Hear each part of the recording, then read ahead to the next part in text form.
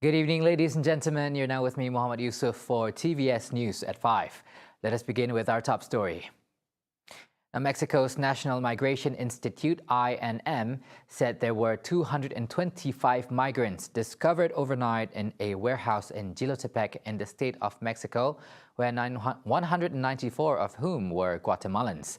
The institute added that there were also 14 Hondurans, 9 Nicaraguans, 5 Cubans, and 3 El Salvadorans. The government of the state of Mexico, which surrounds most of Mexico City, said in a separate statement that 248 migrants were found in the warehouse. An INM spokesperson, however, could not immediately explain the discrepancy between the two figures. An increase in undocumented immigrants to the United States is weighing on U.S. President Joe Biden ahead of midterm legislative elections in November. Apprehensions on migrants on the U.S. southern border have jumped to their highest levels in years.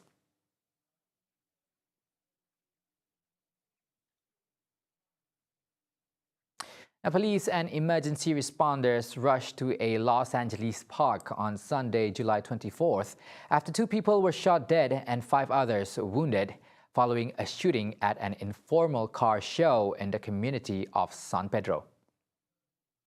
Eyewitness video showed paramedics wheeling people to ambulance. Escort of police personnel secured the scene outside Peck Park Community Center.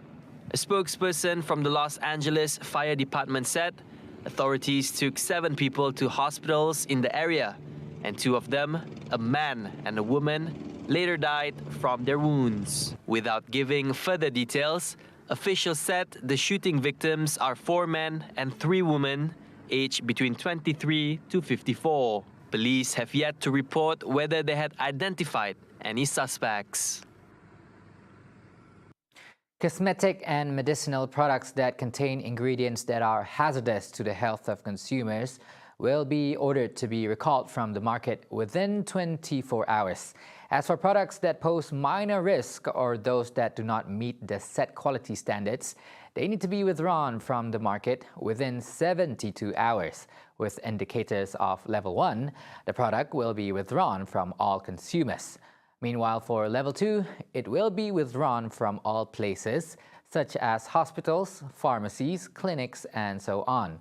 And while at level 3, it will be withdrawn from all wholesalers or distributors of the product.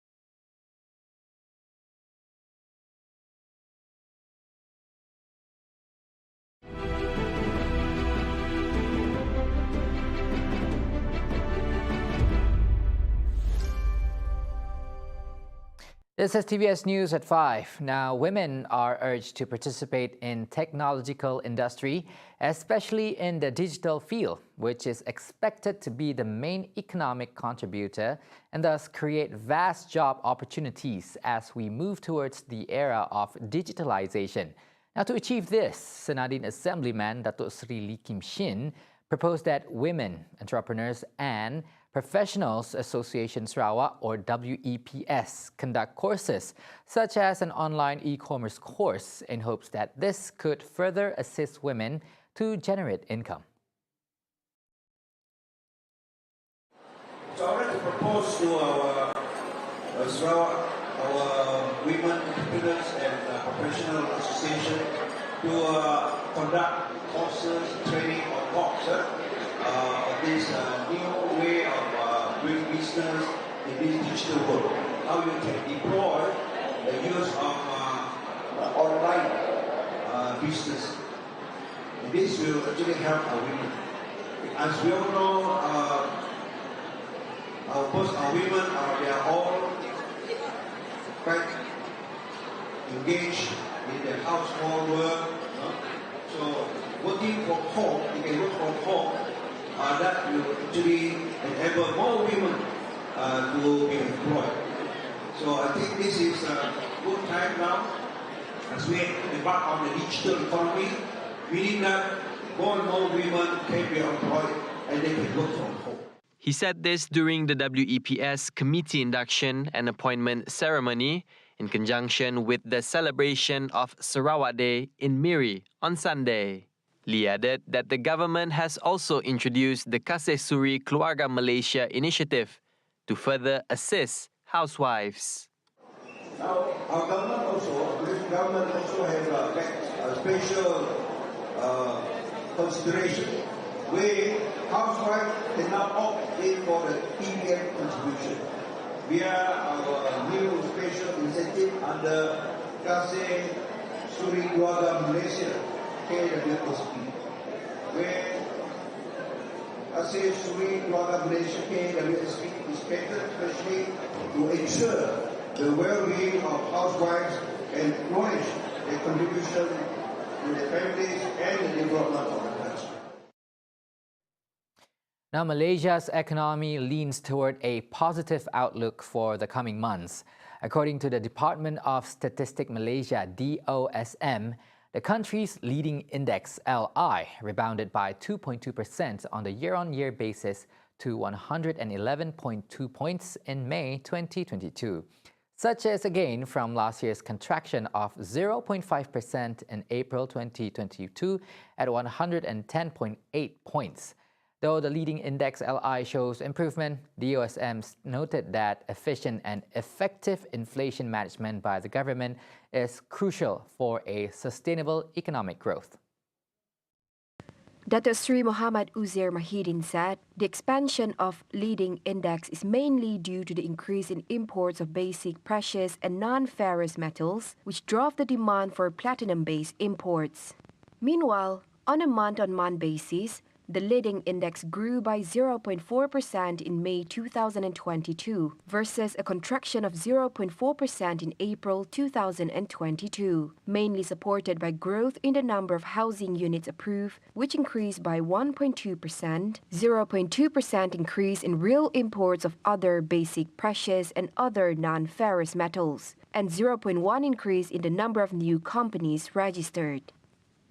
For records, the L1 is a predictive tool used to anticipate economic upturns and downturns in an average of 4 to 6 months ahead.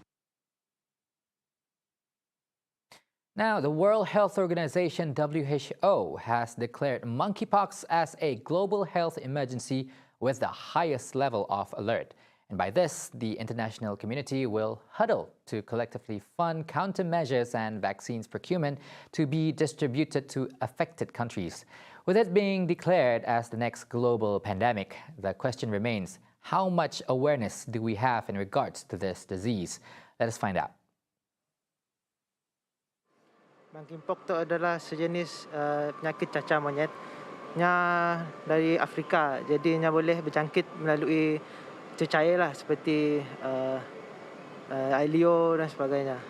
Sudah di pandemik tapi di Malaysia nya masih di peringkat awal lah. Cuma ada juga penyakit tu dah masuk ke negara kita tapi masih dikawal. We are very aware. We listen to the news. The media nowadays is just so fast, People just saying, all the information. Yeah, I got it from my WhatsApp group. Yeah, then it seems that WHO has declared emergency on this monkeypox thing.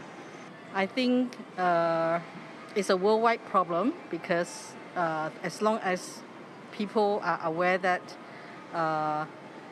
not getting yourself involved in sexual between men and men or women and women, whatever they kind of, you have a pure kind of living, practice hygiene, and also stay away from crowds.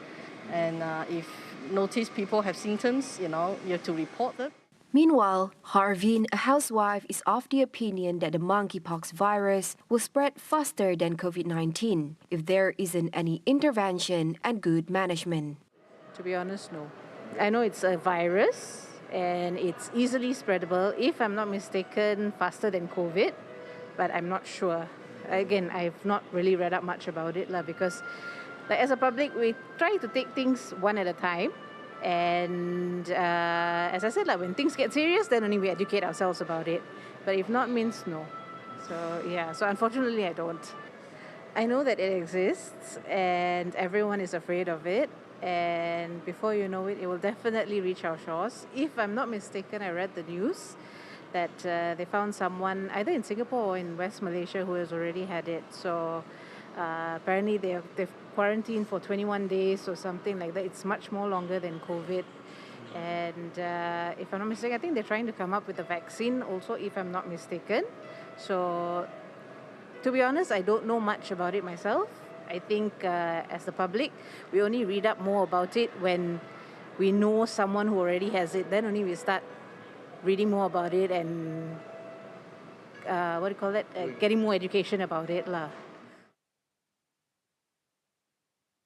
See the world closer with TVS as we bring you the latest news updates, both locally and internationally, just a click away by heading on to our website at www.tvstv.my or follow us on our social media platforms. That's all the time we have for TVS News at 5. I'm Mohammad Yusuf. Thank you for watching and have a good day ahead.